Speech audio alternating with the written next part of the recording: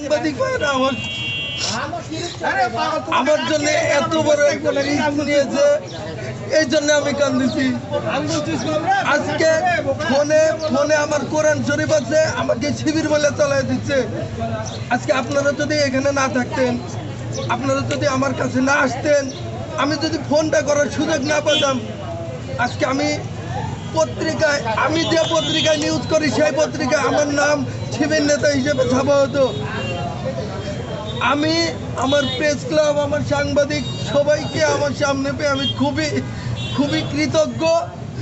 এবং এই বাঘের মুখ থেকে আমার এই যে আমার সিংহর মতো আমাদের উদ্ধার করছে। ওখানে কি ঘটনা ঘটেছিল?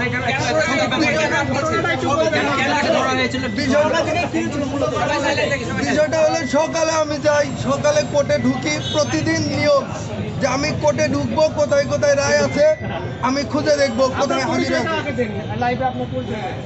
আমার নাম শেখ রহমতুল্লাহ, আমি বরেন্দ্র প্রেস ক্লাবের সদস্য, দৈনিক সানশাইন এবং দৈনিক বাংলাদেশের আলোতে কাজ করি। নিয়মিত প্রতিদিন কোর্টে আমার কাজ থাকে। আমি জুনিয়র অ্যাডভোকেট, কোর্টে কাজ করা অবস্থায় আমি প্রতিদিন যে গুরুত্বপূর্ণ কোর্টগুলোতে খোঁজ খবর নেই, কোথায় কী ধরনের মামলা আছে। আমি আজকে যে শুনি মহানগরে জামাত নেতাদের মামলা আছে, আমি এখান থেকে আমি আশঙ্কা করি যে কোনো আটক হবে। অনেকগুলো পুলিশ তো ওদের হাজিরা শেষে অনেকগুলোকে ধাপাধাপ ধরছে। আমি এই জিনিসটা ভিডিও করা মাত্রই পুলিশের যে ঊর্ধ্বতন কর্মকর্তা আছে সে আমার ফোন কেড়ে নিয়েছে, আমার কোমরে বেল্ট চাপ দিয়ে ধরছে, বেটা গাড়ি তোর, তুই শিবির। আমি বারবার বলেছি, স্যার আমি সাংবাদিক। আমার ব্যাগের মধ্যে আমি দেখিয়েছি এই যে লিড নিউজ, সানশাইনের লিড নিউজ গত 4 তারিখে আমার পত্রিকায় আমার নিউজ ছাপা হয়েছে, এটা আমি দেখিয়েছি। বোঝাই বেটা তুই ভুয়া সাংবাদিক। ঢাকার ডাকে আমার নিউজ আসছে, বাংলাদেশের আলোতে নিউজ আসছে। আমি প্রত্যেকটা পত্রিকা আমার কাছে সংরক্ষণ করে রাখি। সে এত কিছু দেখানোর পরও সে আমাকে ছাড়ে নাই। শেষমেশ আমাকে শিবির নেতা বলে জামাতের নেতাদের সাথে আমার কাস্টরি করেছে।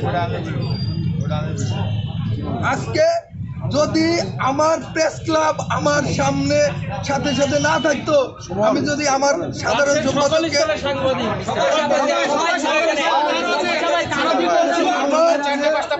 আমার যত সাংবাদিক ভাইরা আমাকে সেভ করার জন্য আসছে,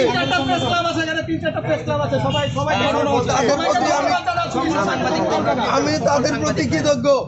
কারণ এখানে নিয়ে আসার পরে কেউ আপন থাকে না।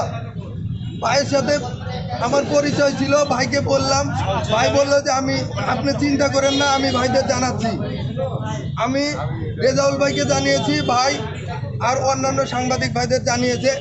আপনারা আসছেন, আমাকে সসম্মানে যে বের করেছেন, এজন্য আল্লাহর প্রতি কৃতজ্ঞতা, আপনাদের প্রতি কৃতজ্ঞতা জানাই ভাই।